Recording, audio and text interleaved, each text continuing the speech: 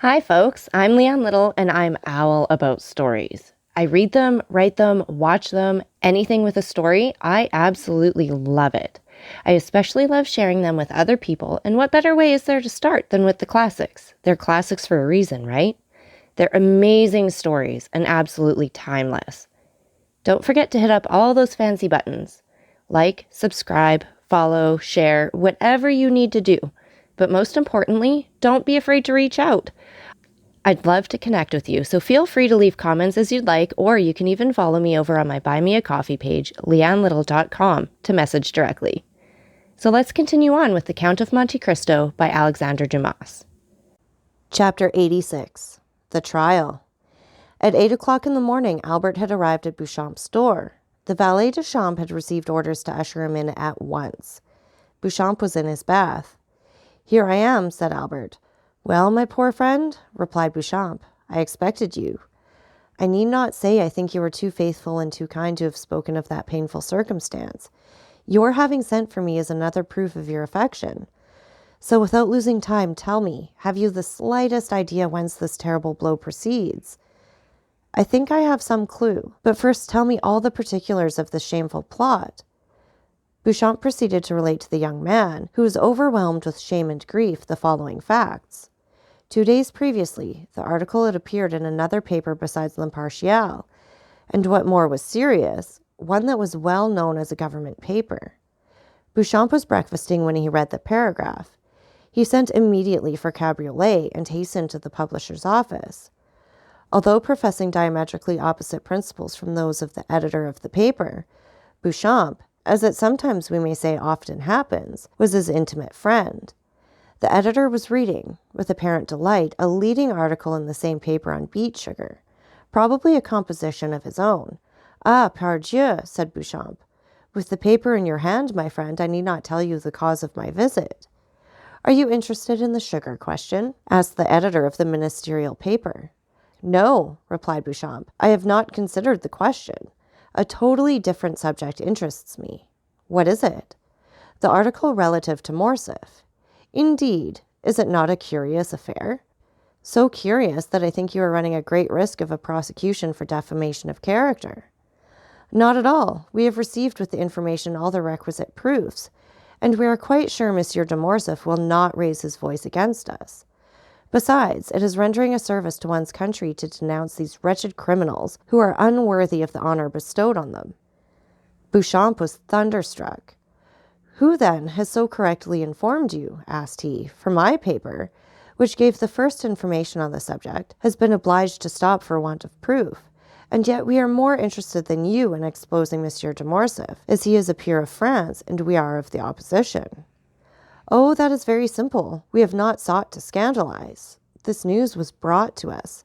A man arrived yesterday from Yanina, bringing a formidable array of documents, and when we hesitated to publish the accusatory article, he told us it should be inserted in some other paper." Beauchamp understood that nothing remained but to submit, and left the office to dispatch a courier to Morcerf. But he had been unable to send to Albert the following particulars, as the events had transpired after the messenger's departure. Namely, that same day a great agitation was manifest in the House of Peers. Among the usually calm members of the dignified assembly, everyone had arrived almost before the usual hour, and was conversing on the melancholy event which was to attract the attention of the public toward one of their most illustrious colleagues. Some were perusing the article, others making comments and recalling circumstances which substantiated the charges still more. The Count of Morcerf was no favorite with his colleagues. Like all upstarts, he had had recourse to a great deal of haughtiness to maintain his position. The true nobility laughed at him, the talented repelled him, and the honorable instinctively despised him. He was, in fact, in the unhappy position of the victim marked for sacrifice. The finger of God once pointed at him, everyone was prepared to raise the hue and cry. The Count of Morcerf alone was ignorant of the news. He did not take in the paper containing the defamatory article, and had passed the morning in writing letters and in trying a horse. He arrived at his usual hour with a proud look and insolent demeanor. He alighted, passed through the corridors, and entered the house without observing the hesitation of the doorkeepers, or the coolness of his colleagues. Business had already been going on for half an hour when he entered. Everyone held the accusing paper, but, as usual, no one liked to take it upon himself the responsibility of the attack. At length, an honorable peer, Morcerf's acknowledged enemy, ascended the tribune with that solemnity which announced that the expected moment had arrived. There was an impressive silence. Morcerf alone knew not why such profound attention was given to an orator who was not always listened to with so much complacency. The Count did not notice the introduction, in which the speaker announced that his communication would be of that vital importance that it demanded the undivided attention of the House. But at the mention of Yanina and Colonel Fernand, he turned so frightfully pale that every member shuddered and fixed his eyes upon him. Mortal wounds have this peculiarity. They may be hidden, but they never close, always painful, always ready to bleed when touched. They remain fresh and open in the heart. The article having been read during the painful hush that followed, a universal shudder pervaded the assembly, and immediately the closest attention was given to the orator as he resumed his remarks. He stated his scruples and the difficulty of the case. It was the honor of Monsieur de Morcerf, and that of the whole House.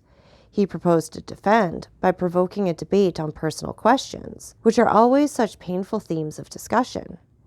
He concluded by calling for an investigation, which might dispose of the calumnious report before it had time to spread, and restore Monsieur de Morcerf to the position he had long held in public opinion.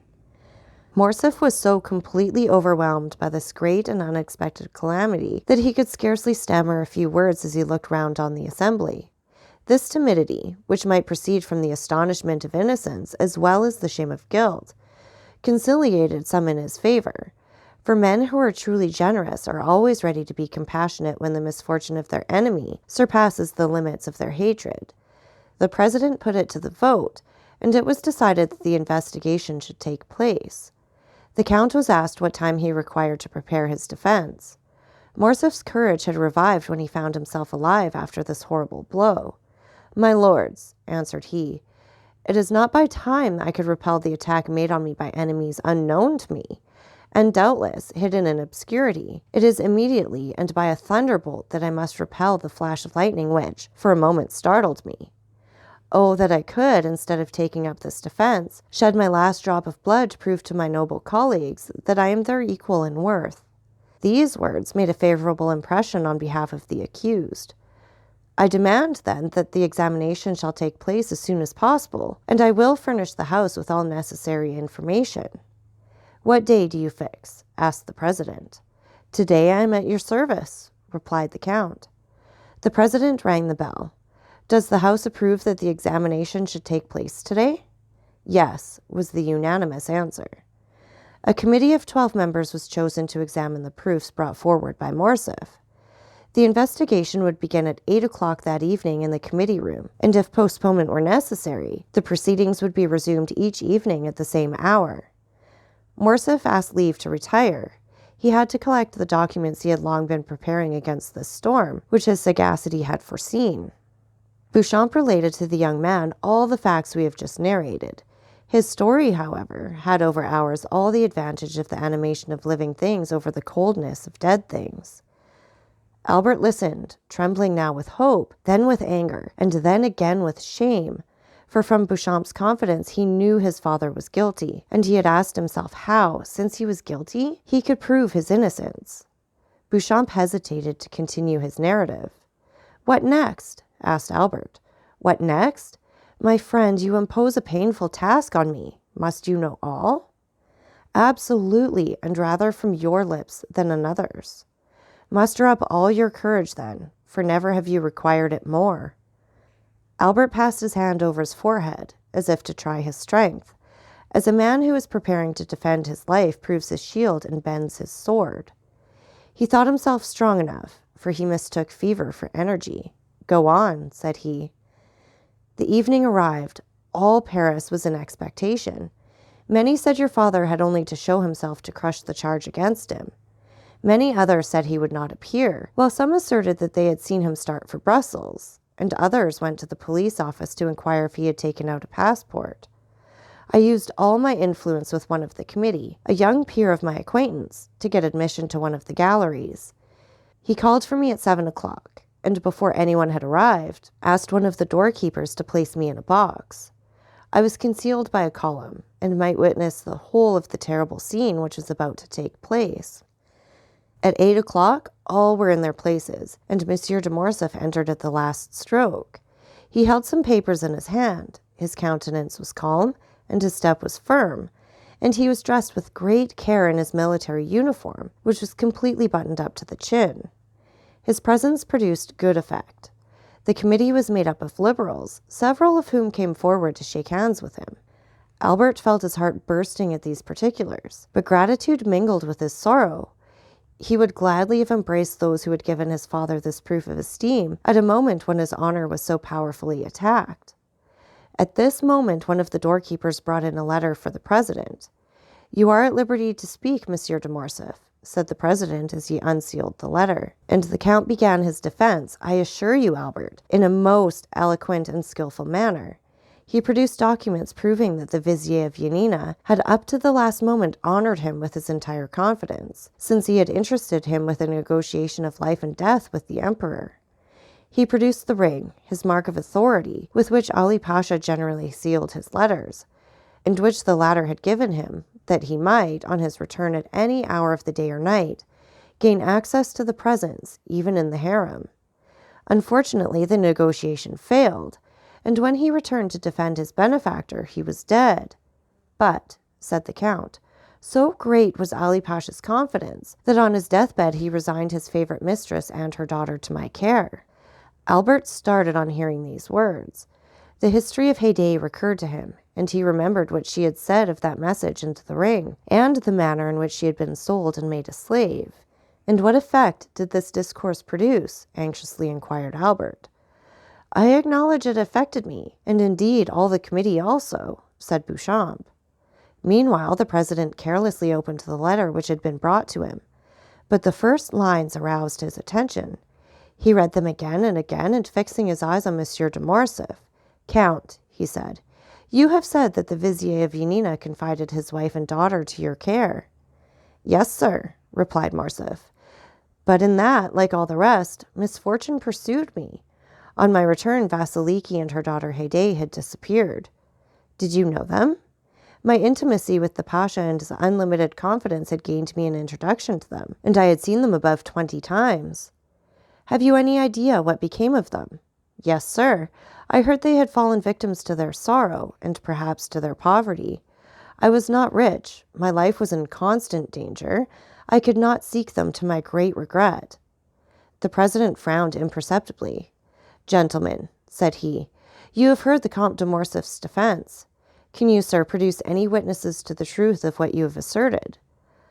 "Alas, no, monsieur," replied the count. "All those who surrounded the Vizier, or who knew me at his court, are either dead or gone away, I know not where. I believe that I alone, of all my countrymen, survived that dreadful war. I have only the letters of Ali Tepelini, which I have placed before you, the ring, a token of his goodwill, which is here, and lastly, the most convincing proof I can offer, after an anonymous attack, and that is the absence of any witnesses against my veracity and the purity of my military life." A murmur of approbation ran through the assembly, and at this moment, Albert, had nothing more transpired, your father's cause had been gained. It only remained to put it to the vote, when the president resumed. "Gentlemen, and you, monsieur, will not be displeased, I presume, to listen to one who calls himself a very important witness, and who has just presented himself. He is, doubtless, come to prove the perfect innocence of our colleague. Here is a letter I have just received on the subject. Shall it be read, or shall it be passed over? And shall we take no notice of this incident?" Monsieur de Morcerf turned pale and clenched his hands on the papers he held. The committee decided to hear the letter.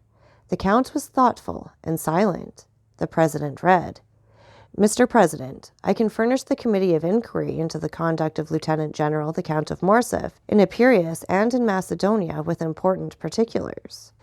The president paused, and the count turned pale. The president looked at his auditors. "Proceed," was heard on all sides. The president resumed, "I was on the spot at the death of Ali Pasha. I was present during his last moments. I know what has become of Vasiliki and Haydée. I am at the command of the committee, and even claim the honor of being heard. I shall be in the lobby when this note is delivered to you." "And who is this witness, or rather this enemy?" asked the Count, in a tone in which there was a visible alteration. "We shall know, sir," replied the president. "Is the committee willing to hear this witness?" "Yes, yes," they all said at once. The doorkeeper was called. "Is there anyone in the lobby?" said the president. "Yes, sir." "Who is it?" "A woman, accompanied by a servant." Everyone looked at his neighbor. "Bring her in," said the president. 5 minutes after, the doorkeeper again appeared. All eyes were fixed on the door, and I, said Beauchamp, shared the general expectation and anxiety. Behind the doorkeeper walked a woman enveloped in a large veil, which completely concealed her. It was evident from her figure and the perfumes she had about her that she was young and fastidious in her tastes, but that was all. The president requested her to throw aside her veil, and it was then seen that she was dressed in the Grecian costume and was remarkably beautiful. "Ah," said Albert, "it was she." "Who?" "Haydée." "Who told you that?" "Alas, I guess it. But go on, Beauchamp. You see I am calm and strong, and yet we must be drawing near the disclosure." "Monsieur de Morcerf," continued Beauchamp, looked at this woman with surprise and terror. Her lips were about to pass his sentence of life or death. To the committee, the adventure was so extraordinary and curious that the interest they had felt for the Count's safety became now quite the secondary matter. The president himself advanced to place a seat for the young lady, but she declined availing herself of it. As for the Count, he had fallen on his chair. It was evident that his legs refused to support him.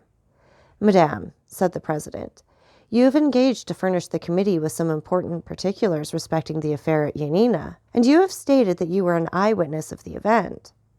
"I was indeed," said the stranger with a tone of sweet melancholy and with the sonorous voice peculiar to the East. "But allow me to say that you must have been very young then." "I was 4 years old, but those events deeply concerned me. Not a single detail has escaped my memory." "In what manner could these events concern you? And who are you, that they should have made so deep an impression on you?" "On them depended my father's life," replied she. "I am Haydée, the daughter of Ali Tepelini, Pasha of Yanina, and of Vasiliki, his beloved wife." The blush of mingled pride and modesty which suddenly suffused the cheeks of the young woman, the brilliancy of her eye, and her highly important communication produced an indescribable effect on the assembly. As for the Count, he could not have been more overwhelmed if a thunderbolt had fallen at his feet and opened an immense gulf before him. "Madame," replied the president, bowing with profound respect, "allow me to ask one question. It shall be the last. Can you prove the authenticity of what you have now stated?" "I can, sir," said Haydée, drawing from under her veil a satin satchel highly perfumed. "For here is the register of my birth, signed by my father and his principal officers, and that of my baptism, my father having consented to my being brought up in my mother's faith. This latter has been sealed by the Grand Primate of Macedonia and Epirus. And lastly, and perhaps the most important, the record of the sale of my person, and that of my mother to the Armenian merchant El Kobir by the French officer who, in his infamous bargain with the Porte, had reserved as his part of the booty the wife and daughter of his benefactor, whom he sold for the sum of 400,000 francs. A greenish pallor spread over the Count's cheeks, and his eyes became bloodshot at these terrible imputations, which were listened to by the assembly with ominous silence. Haydée, still calm, but with a calmness more dreadful than the anger of another would have been, handed to the president the record of her sale, written in Arabic. It had been supposed that some of the papers might be in the Arabian, Romaic, or Turkish language, and the interpreter of the house was in attendance. One of the noble peers, who was familiar with the Arabic language, having studied it during the famous Egyptian campaign, followed with his eye as the translator read aloud. "I, El Kobir, a slave merchant, and purveyor of the harem of His Highness, acknowledge having received for transmission to the Sublime Emperor, from the French lord, the Count of Monte Cristo, an emerald valued at 800,000 francs, as the ransom of a young Christian slave of 11 years of age named Haydée, the acknowledged daughter of the late Lord Ali Tepelini, Pasha of Yanina, and of Vasiliki, his favorite, she having been sold to me 7 years previously with her mother, who had died on arriving at Constantinople by a French colonel in the service of Vizier Ali Tepelini, named Fernand Mondego.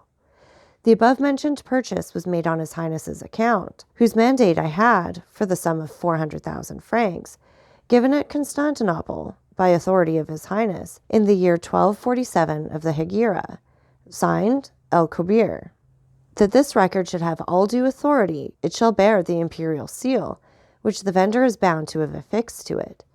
Near the merchant's signature there was, indeed, the seal of the Sublime Emperor.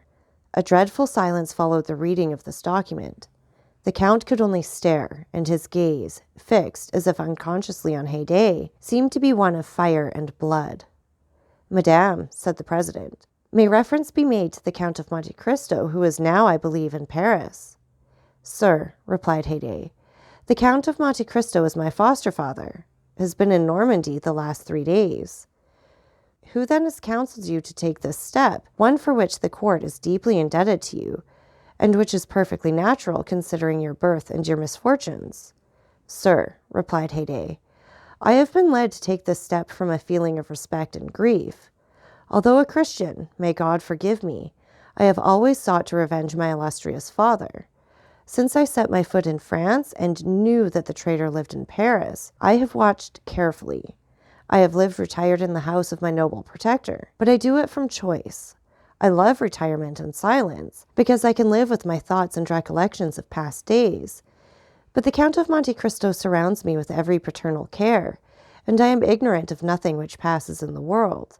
I learn all in the silence of my apartments. For instance, I see all the newspapers, every periodical, as well as every new piece of music, and by thus watching in the course of the life of others, I learned what had transpired this morning in the House of Peers, and what was to take place this evening. Then I wrote. Then, remarked the president, the Count of Monte Cristo knows nothing of your present proceedings. He is quite unaware of them, and I have but one fear, which is that he should disapprove of what I have done. But it is a glorious day for me, continued the young girl, raising her ardent gaze to heaven, that on which I find at last an opportunity of avenging my father. The Count had not uttered one word the whole of this time. His colleagues looked at him, and doubtless pitied his prospects, blighted under the perfumed breath of a woman. His misery was depicted in sinister lines on his countenance. "Monsieur de Morcerf," said the president, "do you recognize this lady as the daughter of Ali Tepelini, Pasha of Yanina?" "No," said Morcerf, attempting to rise. "It is a base plot, contrived by my enemies." Haydée, whose eyes had been fixed on the door, as if expecting someone, turned hastily, and seeing the Count standing, shrieked. "You do not know me?" said she. "Well, I fortunately recognize you. You are Fernand Mondego, the French officer who led the troops of my noble father. It is you who surrendered the castle of Yanina. It is you, sent by him to Constantinople to treat with the emperor for the life or death of your benefactor, brought back a false mandate granting full pardon. It is you who, with that mandate, obtained the Pasha's ring, which gave you authority over Selim, the firekeeper. It is you who stabbed Selim. It is you who sold us, my mother and me, to the merchant El Kobir. Assassin, assassin, assassin! You have still on your brow your master's blood. Look, gentlemen, all." These words had been pronounced with such enthusiasm and evident truth that every eye was fixed on the Count's forehead, and he himself passed his hand across it, as if he felt Ali's blood still lingering there. "You positively recognize Monsieur de Morcerf as the officer, Fernand Mondego?" "Indeed I do," cried Haydée. "Oh, my mother, it was you who said, 'You were free, you had a beloved father. You were destined to be almost a queen.' Well, look at that man. It is he who raised your father's head on the point of a spear. It is he who sold us. It is he who forsook us. Look well at his right hand, on which he has a large wound, if you forget his features. You would know him by that hand, into which fell, one by one, the gold pieces of the merchant El Kobir. I know him. Let him say now if he does not recognize me." Each word fell like a dagger on Morcerf, and he deprived him of a portion of his energy. As she uttered the last, he hid his mutilated hand hastily in his bosom, and fell back on his seat, overwhelmed by wretchedness and despair. This scene completely changed the opinion of the assembly respecting the accused count. "Count of Morcerf," said the president, "do not allow yourself to be cast down. Answer. The justice of the court is supreme and impartial as that of God. It will not suffer you to be trampled on by your enemies without giving you an opportunity of defending yourself. Shall further inquiries be made? Shall 2 members of the House be sent to Yanina? Speak." Morcerf did not reply. Then all the members looked at each other with terror. They knew the count's energetic and violent temper. It must be indeed a dreadful blow which would deprive him of the courage to defend himself. They expected that his stupefied silence would be followed by a fiery outburst. "Well," asked the president, "what is your decision?" "I have no reply to make," said the count in a low tone. "Has the daughter of Ali Tepelini spoken the truth?" said the president. "Is she then the terrible witness to whose charge you dare not plead not guilty? Have you really committed the crimes of which you were accused?" The count looked around him with an expression which might have softened tigers, but which could not disarm his judges. Then he raised his eyes towards the ceiling, but withdrew them immediately, as if he feared the roof would open and reveal his distressed view that the second tribunal called heaven, and that other judge named God. Then, with a hasty movement, he tore open his coat, which seemed to stifle him, and flew from the room like a madman. His footstep was heard one moment in the corridor, then the rattling of his carriage wheels as he was driven rapidly away. "Gentlemen," said the president when silence was restored, "is the Count of Morcerf convicted of felony, treason, and conduct unbecoming a member of this house?" "Yes," replied all the members of the committee of inquiry, with a unanimous vote. Haydée had remained until the close of the meeting. She heard the count's sentence pronounced without betraying an expression of joy or pity. Then, drawing her veil over her face, she bowed majestically to the counselors and left with that dignified step which Virgil attributes to his goddesses. So that's it for this chapter. And again, take a minute to like, subscribe, and share. And don't forget that I love hearing from all of you. So please leave any comments you'd like, or you can follow me over on my Buy Me a Coffee page, leannelittle.com. That's LIANELITTLE.com. And thank you so much for listening. Remember, it's Owl about the story. Have a great day.